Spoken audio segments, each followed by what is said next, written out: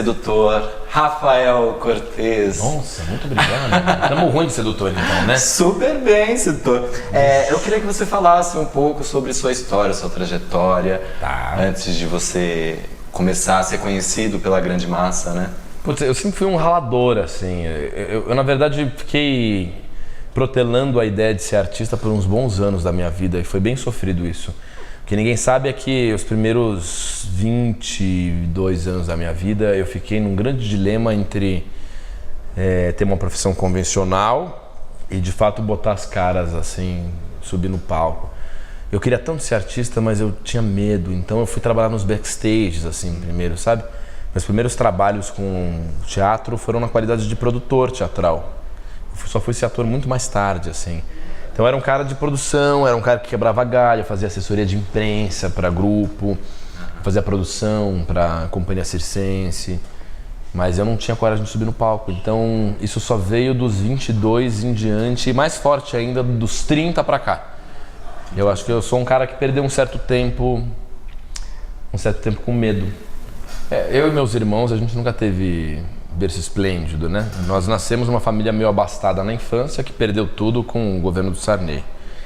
Então, na era Collor, a gente se ferrou de vez. Então, se na infância as coisas foram um pouco melhores, na adolescência foi um caos e a juventude sempre foi um perrengue, entende? E como tal, eu tinha que me virar aqui, ali, acolá, tanto eu quanto o Leonardo, meu irmão que é ator, que é minha referência, Thaís também, minha irmã, a gente sempre se ferrou, assim. Você começou a trabalhar com teatro com o Leonardo, né? Ele foi seu diretor? Não, o Léo foi a primeira experiência que eu tive de teatro na minha vida, foi com meu irmão mesmo, assim. Que legal. Aliás, a nossa estreia foi ao mesmo tempo, assim, nós fizemos... Família mesmo, né? Na nossa infância o Léo dirigiu uma pequena cena na nossa catequese, em que o padre da igreja casava a mim e uma menina, era uma cena ali da homilia de domingo. E o engraçado é que o padre era o padre mesmo, era o padre Ramon, o pároco da Igreja Assunção de Nossa Senhora, e eu e a menininha estávamos casando, a direção era do Leonardo. Essa foi a nossa estreia, assim. Que demais. Mas a gente sempre foi raçudo, a fim de fazer, mas sempre sofrido, sempre essa coisa. Só depois dos 30 é que as coisas fizeram algum sentido. O Rafa fez filosofia. Foi. E depois desistiu por quê? Ele sabe tudo. Eu fiz filosofia porque eu queria, na verdade, migrar para o curso de jornalismo. Eu não tinha feito pontuação suficiente no vestibular para entrar direto no jornalismo.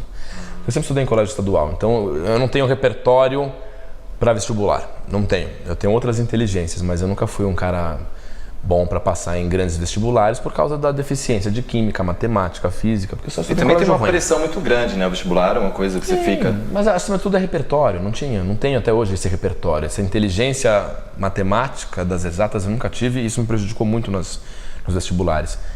E aí, como eu tinha prestado vestibular de jornalismo e eu não tinha feito a pontuação suficiente, eu peguei vaga remanescente de filosofia, a pedido da minha analista. Eu estava muito acostumado em prestar cursos e não passar e ficar num sistema vicioso de reprova, mais um ano sofrendo, aí presta uma coisa impossível, reprova. Ela falou, cara, pega a vaga remanescente de filosofia e você vai fazer filosofia e depois faz uma prova interna de filosofia para jornalismo e você tem equivalência de 85% das matérias. Era um macetezinho que tinha na PUC e eu topei.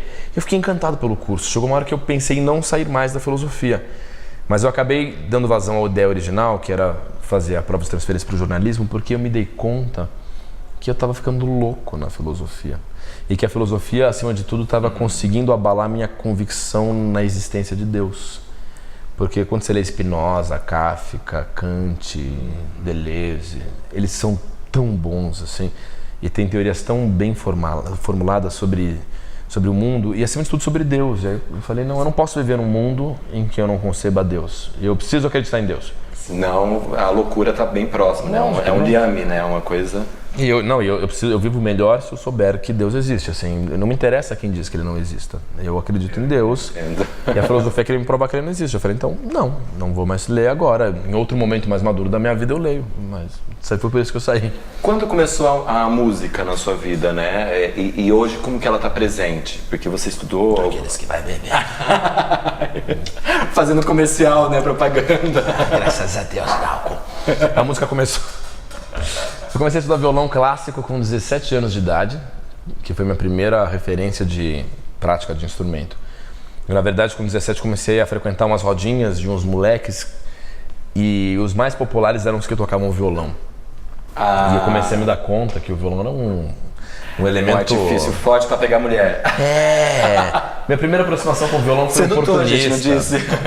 Não, foi nojento, porque hoje eu sou apaixonado pela ideologia do violão e pela beleza do violão, mas não nego que o começo foi escroto, assim. É um instrumento popular, as menininhas gostam disso. E aí eu comecei a estudar popular, aquelas musiquinhas, Paisagem na Janela, era a época do Modern Words. Que legal. Né? Então eu fui tocando essas coisas. E aí eu conheci o violão clássico, aí eu pirei. Aí eu pirei, enlouqueci e eu passei bons anos da minha vida achando que eu seria violonista. Que demais. Até ser reprovado num vestibular de violão da Unesp. Você prestou, então? Prestei música na USP, violão clássico na Unesp, prestei educação artística. A arte sempre estava muito próxima a você, né? O tempo inteiro. Mas eu achava que eu seria um artista de formação acadêmica. E depois eu fui entender que eu sou um artista raçudo mesmo, assim. Eu virei porque... Da rua, né? Do público, Eu virei porque não tinha mais jeito, assim. Tava pra sair, tava saindo de mim, assim. Eu não fiz faculdade disso, mas é como eu espero morrer, entendeu? Fazendo coisas de palco. Entendi. No CQC vocês passavam por poucas e boas, né? Eram complicadas algumas reações do público que vocês iam entrevistar. Tem algum momento que você lembra que foi super complicado para você? Uma situação que foi assim? Muitas situações. Eu tive muitos problemas no CQC. Tive muitas qualidades e feitos incríveis, mas passei por saias justíssimas, assim. Incapaz de pensar em uma, assim. Eu tenho 10, 15 situações gravíssimas. A pior de todas as coisas que me aconteceram no CQC diz respeito a uma ídola nossa, a Bethânia. Eu entrevistei a Bethânia desastrosamente numa piada que eu errei a mão na piada, a Bethânia não gostou da piada, pediu que eu a respeitasse e me deixou falando sozinho no meio de uma entrevista. E a gente é fã da Bethânia juntos, assim. Imagina, né? E eu passei 2 anos mal, assim, até finalmente encontrar de novo a Bethânia em um outro evento, também gravando pelo CQC. Ela me deu uma nova entrevista e no final eu pedi desculpas com toda a dor da minha alma. E com todo o respeito que ela merece. Com todo respeito, porque foi uma... Eu tava tão nervoso de entrevistá-la, isso aconteceu muitas vezes, assim, muitas pessoas me intimidaram como entrevistadas. E eu sempre me dei o direito de errar. Eu exijo que quem me contrate tenha em mente que eu vou errar. Nossa, sabe? isso é muito bom, porque é humano, né? Você tem que errar. E o erro pode fazer parte desse processo. Não, e é um direito que eu tenho, eu preciso errar. Quer me contratar? Ok, mas saiba, eu posso errar e talvez eu erre. E acho muito possível que erre várias vezes. E alguns erros do CQC foram gravíssimos, mas o meu erro de piada com a Bethânia foi o pior de toda a minha história no CQC. Além de outros casos, né? Tomei uma cuspida na cara do ator Paulinho Vilhena, dei uma gafe com a Marina Lima, putz, falei pro Sérgio Cabral, o biógrafo, que o filho dele, o Sérgio Cabral, o filho não era filho dele. Falei que engraçado, você tem o mesmo nome do governador do estado do Rio de Janeiro, ainda bem que não tem nada a ver. Como não? Ele é meu filho. Mas aí tudo vira piada também, né? De repente cabia em alguns momentos no CQC, né? Cabia, não, e em muitos momentos foi legal, mas, tipo, ano passado eu passei por uma saia justíssima de entrevistar um elenco feminino do Orange is the New Black, umas atrizes muito mal-humoradas. Eu errei uma piada com elas, formulei errado uma piada em inglês, e foi um constrangimento que repercutiu na imprensa internacional, sendo The Guardian. Jornalista brasileiro passa vergonha com o elenco de Orange is the New Black. Esse sou eu. Conhecido internacionalmente. Internacionalmente. Uma pergunta de internauta. O CQC, se você tivesse hoje, na atual conjuntura do país, quem que você gostaria de dar uma entrevista e o que você falaria? Na atual conjuntura política? Com toda essa balbúrdia, né, que está acontecendo. Eu acho que a gente tinha que pegar o Cunha, colocar ele numa sala, fechar a porta e bater um papo com esse cara, né? Ou deixar ele lá. Eu queria falar com o Cunha. Na verdade, eu acho que eu sou mais interessado hoje em extrair tudo que eu poderia do Cunha, todas as perguntas que não são feitas e colocar um pouco o foco ali, saca? Porque é lógico que o foco tá muito concentrado em pessoas que possam ter culpa no cartório, sim, mas grandes canalhas estão passando incólumes nesse processo todo, assim, ou ficam apaisando. Estão nos bastidores. Estão nos bastidores. Então eu acho que eu hoje elegeria o Cunha. Mas eu tenho tanta coisa para perguntar para ele que não sei nem por onde começar. Sou até um pouco aliviado que não haja mais CQC nesse contexto, porque seria uma pressão que ia acabar com um pouco de cabelo que eu ainda tenho, entendeu? Eles iam suicidar mais ainda. Bem, pra gente poder encerrar, novos projetos, você agora, novo repórter do Video Show, e o espetáculo. Fala um pouco sobre esses dois projetos.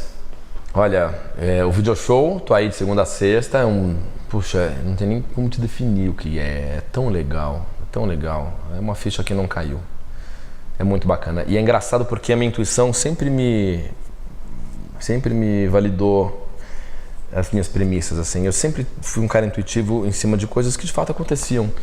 Eu sabia que eu trabalharia no Video Show e que a minha porta de entrada na Globo seria o Video Show, eu seria repórter do Video Show. Eu sabia há algum tempo, inclusive eu me lembro de falar com a Calabresa em 2013. E a gente falava assim, como seria legal se um dia a gente apresentasse o Video Show junto, né, Calabresa? Nossa, a Calabresa você seria ótimo. E eu não descarto essa ideia de que acho que um dia a gente ainda vai fazer um Video Show junto, a Calabresa e eu, como eu sabia que eu um dia estaria na bancada do Video Show, como eu sabia que eu faria projetos na Record. A minha intuição profissional nunca me enganou. E isso me assusta um pouco, porque tem horas que a minha intuição é ruim. Inclusive com contratantes, assim, tem projetos que falam assim, isso aqui é uma grande roubada. E você entra nele, mas você entra nele? Eu entro até o fim. Eu não tenho tido... Final, só pra falar no final, viu? Não disse? Nem que seja para isso. A minha sorte até agora é que o meu feeling inteiro em relação ao Video Show e à Globo é bom. Não é o mesmo feeling que eu tive com a Record. Eu já sabia meio cedo que as coisas não dariam muito certo ali. A questão da geladeira, né? Você ficou muito tempo. As coisas foram não acontecendo e ao passo que a Globo e com o Video Show eu venho sentindo uma dignidade grande, assim. Acho que é um trabalho que começou bem, com o pé direito, com pouca rejeição, que é uma coisa difícil em TV, né? TV é uma constante disputa com os haters. Os haters vão, né? Eles vão dizendo o que você pode, o que você não pode fazer, e eles conduzem ou não o seu sucesso. O que eu tô feliz no Video Show até agora é que é uma entrada que está sendo meio abençoada, assim. O público parece ter gostado. E eu tô fiel às coisas que eu acredito. E o que é mais incrível, a Globo e o Video Show estão me dando uma autonomia e uma liberdade para propor as minhas piadas, assim. Elas estão no ar, e que eles deram pra Iose também, né? O que é incrível. Que inovou, né? Eu acho que é exatamente isso. Quando percebe a criatividade do artista e deixa o artista ser livre, aí consegue trazer uma coisa inovadora. Claro. Isso mostra a grandiosidade da Globo nesse sentido, porque é uma emissora que se reinventou. É legal fazer parte da Globo num momento em que ela brinca consigo mesma, sabe? Em que você tem o Adnet fazendo Tá No Ar, em que você tinha a Mônica fazendo Big Brother, como uma ombudsman de luxo da própria emissora. Tirando sarro da própria. Sarro. Tô muito feliz, cara. E o espetáculo? É um show muito bacana, assim. Era uma tarefa antiga que eu tava devendo a mim mesmo, ter um show novo. Eu adiei muito tempo esse show. Eu disse a mim mesmo, assim, não, vou estrear um solo. Aí fechei a temporada aqui no Teatro Brasil Quirim, do Shopping Guatemi, sem ter um solo. Eu fechei em fevereiro. Falei assim, em abril nós vamos fazer um mês inteiro do solo. Aí o tempo foi correndo e eu fui me lascando para ter um material. Então é uma junção de textos do Afonso Padilha, com um humorista que eu adoro, com textos meus. É um híbrido de coisas dele com minhas e improvisos. É um show que não tem eu nunca vou conseguir chegar num formato junto a ele, porque ele sempre parte dessa interação com a plateia, que é uma coisa que sempre acontece. Então é um espetáculo comigo. único, né? Se a pessoa assistir todos os dias... Sempre vai ser diferente. Rafael, olha, foi um prazer mesmo. Obrigado você. Eu agradeço demais. Na Metrópole com o Rafael Cortez, gente. Uau!